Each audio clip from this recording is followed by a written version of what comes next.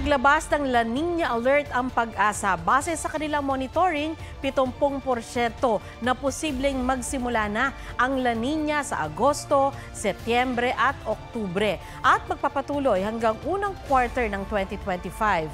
Ang La Nina ay ang di pangkaraniwang paglamig ng temperatura ng sea surface sa Central and Eastern Equatorial Pacific.